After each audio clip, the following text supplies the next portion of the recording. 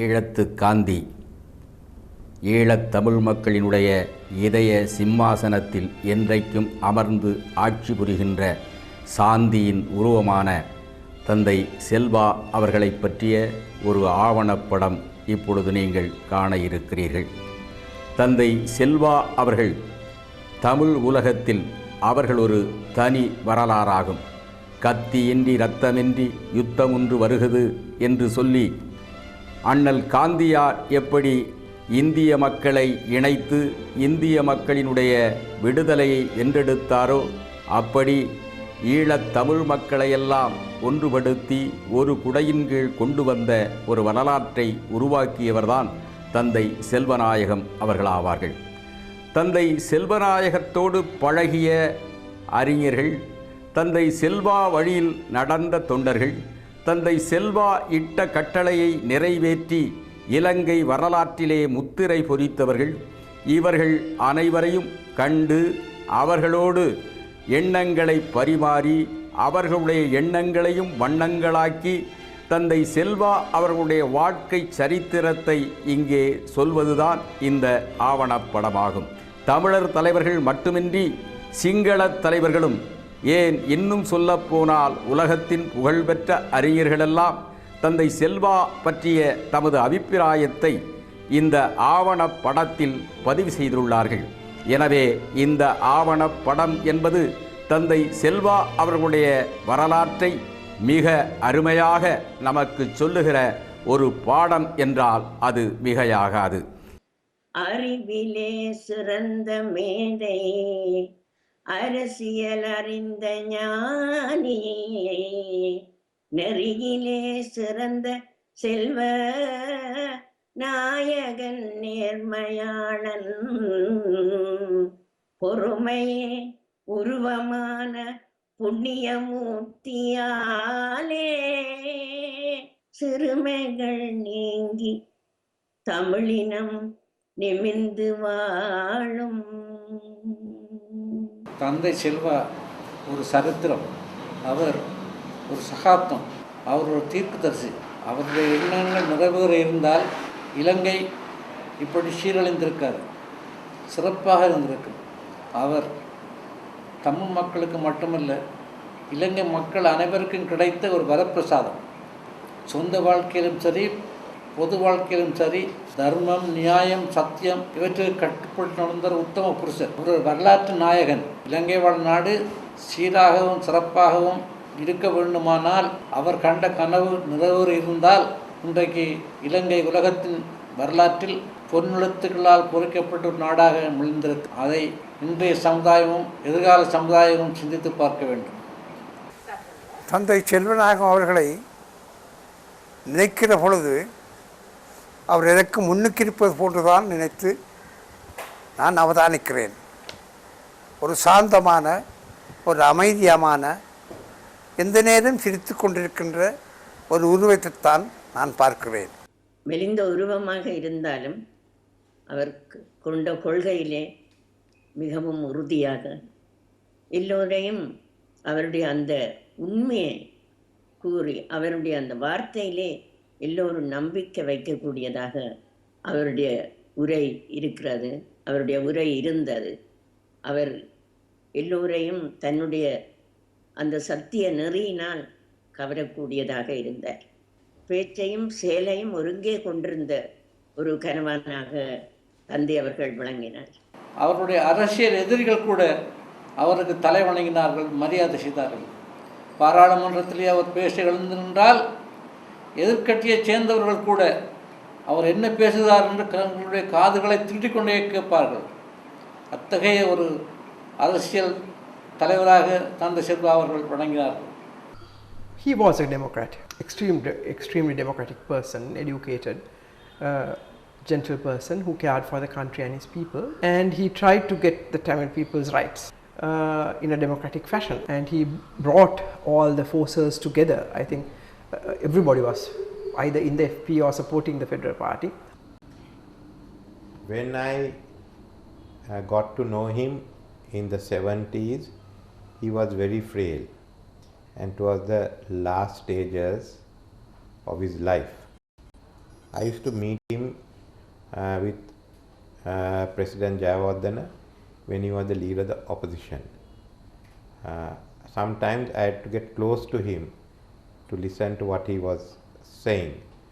His personality was of a leader who was committed both to his principle of winning the Tamils a say in the running of the country in accordance with his own policies. I think very much, as I said, he was a man of enormous dignity and very clear principle.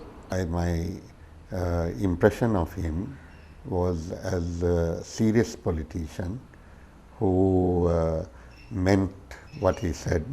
Dignified countenance, not necessarily laughing or humorous or like that. He was rather serious minded, and he spoke always clearly, lucidly and relevantly.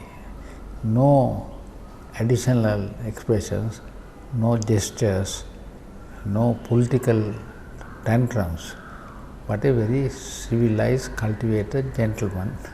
He was frail, down with Parkinson's, and getting worse gradually, kept in check with through an exercise regime which he rigorously followed. And one thing I clearly remember was the fact of his gait. When he walked, he used to walk with difficulty, a sort of a shuffling kind of gait.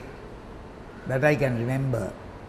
Also, about the way he spoke, what struck me was the great difficulty and concentration he showed in trying to say what he wanted to say, probably had to overcome his disability in speaking. So what struck me was that with all that, he did what he did, both as a senior appeal court lawyer and also as the main leader of the federal party in the north. வளமையாக மேடை எதிர பேசுவதுதான் அரசியல்வாதிக்கு இருக்கிற மிக முக்கியமான ஒரு பண்பாக இருக்க வேண்டும் என்று நினைத்து கொண்டிருந்த காலத்திலே மிக மெதுவாக கர்ஜிக்காத ஒரு தொனியிலே பேசுகிற ஒருவர் எல்லா தமிழ் பேசும் சமூகத்தினரையும் ஒன்றிணைத்து அவர்களின் ஏக தலைவராக மிளிர்வது என்பது ஒரு சாமானியமான ஒரு விஷயம் அல்ல. அது அவருடைய ஆளுமையின் பாற்பட்ட விஷயம் என்பதை நாங்கள் இன்று ஆச்சரியத்தோடு பார்க்கிறோம். Physically he was quite a small weight person, but mentally he was a very, very strong person, as strong as steel.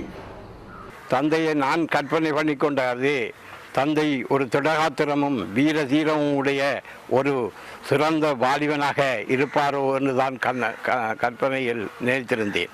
நேரில் தந்தையை பார்த்தபோது தள்ளாடும் வயதிலும் தமிழுக்காக தொண்டாற்ற வந்த ஒரு பெருமனிதனை நான் சந்தித்த போது என் கரங்கள் அவர்களை நோக்கி கூப்பியது. அப்படி அந்த தந்தைக்கு வரவேற்பென்றால் மட்டக்களப்பில் அது ஒரு தெய்வம் மட்டும் தான் வரவேற்றாங்களே ஒழிய நொட்டாசமே அதோ வராதான் கல்குடா இருந்தால் கார்லேயே தான் நடக்க போகிறோம் நடந்து மெல்ல மெல்ல நடந்து கும்பங்கள் ரோட்டெல்லாம் கும்பங்கள் பெரிய அந்த பிள்ளை அந்த சைவ மக்கள் ஊர்வலம் போக்குள்ள வைக்கிற கும்பங்கள் அரோகரா இப்படி தந்தைக்கு பெரிய வரவேற்பு. மட்டக்களப்பு அடுத்த நாள் இங்கால இப்படி போனாங்க. ஒன்றும் கதைக்க மாட்டார், கும்பிட்டுட்டே போவார், நிற்க மாட்டார். கும்பம் இருக்க வந்த நிற்கிறோண்டும் இல்லை, நின்று மற்ற நின்று பெரிய மாலையை போட இப்படியே போய் கொண்டு தான் இருப்பார். அவர் ஒரு அவதாரம். Thought that he was a man of God who believed that everything is done according to God's plans. He had a very ascetic face, and that's the way I remember him. Despite his ill health, he continued his work as the leader of the Tamil people. Of course, his integrity is no one questions, and he was a man who was genuinely humble. Several times I had the opportunity to take him around in my father's car. Whenever at that time the Sudandran paper was in a very financial difficulty, and he goes he goes to big mudalalis and big shops and explain to them very slowly that his purpose of visit. But some people even gave only 100 rupees. But we very happily accepted that money. So in that sense, I never seen a big leader, a leader who was accepted by almost 3.5 million Tamil-speaking people as the leader, just going around and collecting 100 rupees and 200 rupees, 1000 rupees money for a cause. அந்த தன்னிட்ட இருக்கிற அந்த கொள்கை பற்றில உறுதியில் மிச்சம் உறுதியாக இருந்தவர். அவர் இயலாதவாளி பாவம் பிடிக்க போக முடியாது. நாங்கள் இவர் தட்டி விட்டுருவார். என்ன அவருக்கு தெரியும், ஸ்லோ பட் ஸ்டடி. தச்சல அவர் சொல்கிற தமிழ் சொல்ல திருப்பி சொன்னால் வேறு ஏதும் அது அர்த்தப்பட்ட வேறு தமிழ் சொன்னால் நிப்பாட்டி போட்டு தான் சொன்னது சொல்லணும்னு சொல்லுவார். அப்படி அவர் அந்த தன்னுடைய இதுகளில் வெள்ளமானவர்.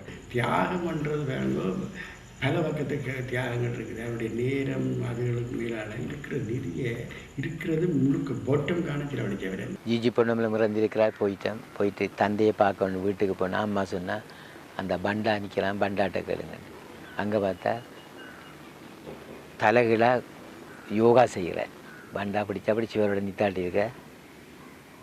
அது பிறகு நாங்கள் பண்டாடி சொன்னால் வாரம்ண்டு அவருக்கு விளங்கிட்டு என் சையை காட்டினார் பண்டாட்ட. அப்புறம் யோகா முடிச்சுட்டு வந்து கொஞ்ச நேரம் இருந்து கதைச்சிட்டு தமிழ் செல்வங்கள் இப்படி தான் சொன்னேன். தமிழ் செல்வங்கள் காலம் முடிகிறது, தொடருவது உங்கள் பணி. அப்புறம் இப்போ மேயர் கேண்டிடேட் எங்களுக்கு ஃபாதரை நானும் இருந்தேன். ஃபாதர் நான் தெரியும் தானே. தொடருவது உங்கள் பணி கேட்டது வந்து கொஞ்ச நாளாக அவர் மறந்துட்டார். அவர் சிரிப்பதனால் மெல்லியர் பொண்ணு சிரிப்பு தான் சிரிப்பார். எவ்வளோ பெரிய சாக சிரிக்க வேண்டும் என்ற ஒரு பகுதியை சொன்னாலும் கூட பொண்ணு சிரிப்பிலேயே அந்த மகிழ்ச்சியை அவர் தெரிவித்துக் கொள்வார். இல்லாமல் ஒரு நாளும் அவர் கடுஞ்சொல் பாவித்ததை நான் பார்க்கவில்லை. கிட்டத்தட்ட 6-7 ஆண்டுகளுடன் ஒரு நெருங்கப்படக்கூடிய ஒரு சந்தர்ப்பம் இருந்தாலும் கூட அவர் கோபமாக சினமாக கண்டனமாற்றக்கூடியதை நான் பார்த்ததில்லை. பாத யாத்திரை from they have started from Tirukkoil, I think. The movement was started by Arappur Munnani Thalavar Arinayagam. So the people from that east, they came walking through Batikalo, Mothur, Uppar, then our village lunch. They came at 11 o'clock. That time Tande Selva came by car. And all the village people were gathered, and he spoke to the people few words, and all was like this. They were watching. There was an eldest person called Muthukumar from our village. He came and bowed down. He fell down the feet of Tande Selva, and he slept. Advance. I am not a god to pray. Get up, man. He shouted. That's the best thing. I never noticed that. வருகிற பத்திரிகைகளில் வர அவற்றை படத்தை பார்க்கக்குள்ளே இருந்த தோட்டம் தான் அந்த நேரத்திலேயும் என்ற கண்ணில் தென்பட்டது. அவர் திருமலை யாத்திரைக்கு தலைமை வைத்து வந்த பொழுது அவருக்கு பின்னாலே நான் நடந்து சென்று கொண்டிருந்தது இன்றைக்கும் எனக்கு ஞாபகத்துக்கு வருது. நான் நடந்து சென்று கொண்டிருக்கிறேன். அவரின் பின்னாலே தொண்டர்களாக வரிசையாக தொண்டர்களுடன் ஒரு தொண்டராக நானும் சென்று கொண்டிருக்கிறேன். இனி வேண்டும் சமஷ்டி ஆட்சி என்ற பாடலாம் பாடிக்கொண்டு முன்னாலே போகிறார்கள். அதுக்கு பின்னால் தந்தையோட மற்ற தலைவர்கள் இரும்பு மனிதன் என்று அழைக்கப்படும் தமிழரசு கட்சியின் சிரேஷ்ட தலைவர் டாக்டர் நாகநாதன், கோப்பாய் வன்னியசிங்கம், இவர்கள் எல்லாரும் அணிவகுத்து போகும் பொழுது அவருக்கு ஒரு முறை சந்தித்து பத்திரிகைக்கு சில கருத்துக்களை கேட்ட பொழுது அவர் சொல்லுவார், பேட்டி கண்ட பொழுது அவர் சில கருத்துக்களை சொல்லுவார். நான் அதை ஒவ்வொரு வரியாக எழுதுவேன். எழுதின பிறகு வாசிக்க சொல்லுவார். நான் வாசிப்பேன். பிறகு திருப்பி அதை தான் வாங்கி வாசித்து பார்த்த பிறகுதான் தருவார் எங்களிடம்.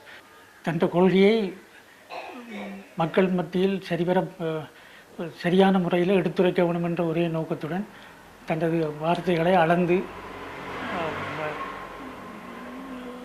அர்த்தத்தோடு மக்களுக்கு தெரிவித்து வந்த ஒரு தலைவர் அவர்.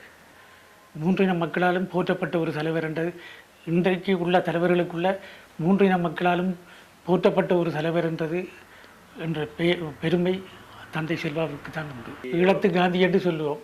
அந்த காந்தி தோற்றத்தில் தான் அவரை நாங்கள் இன்றைக்கும் அன்றைக்கும் பார்த்தோம், இன்றைக்கும் மனக்கண்ணில் அந்த தோற்றத்தில் தான் இன்றும் இருக்கிறார்.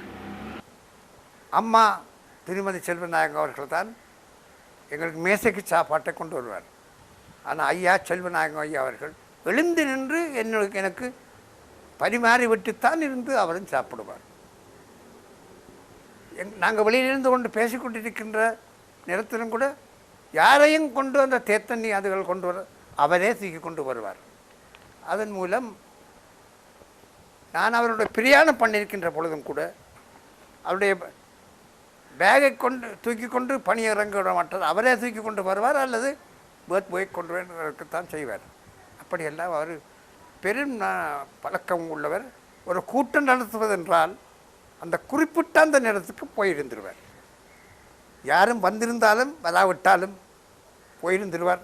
சத்தியாகிரக கச்சேரி வாசலில் தடுத்து கொண்டு இருந்தார்கள். இவர் வாகனத்தில் இருந்து ஏதோ கடிதங்கள் பார்த்து கொண்டிருந்தார். நான் அவரை போய் சந்தித்தேன், கதைத்து கொண்டிருந்தேன். ஆனால் பேசிக்கொண்டிருக்கும் பொழுதே அவர் திடுதிப்பென்று ஒரு பேச்சு முச்சொன்றும் இல்லாமல் ஒரு திடீரென்று காரால் இறங்கி பயந்து ஓடினார். போய் சத்தியாகிரகிகள் மத்தியில் இருந்து கொண்டார். என்ன நடந்தது விளங்கி கொண்டேன். மழை பெய்ய தொடங்கியது.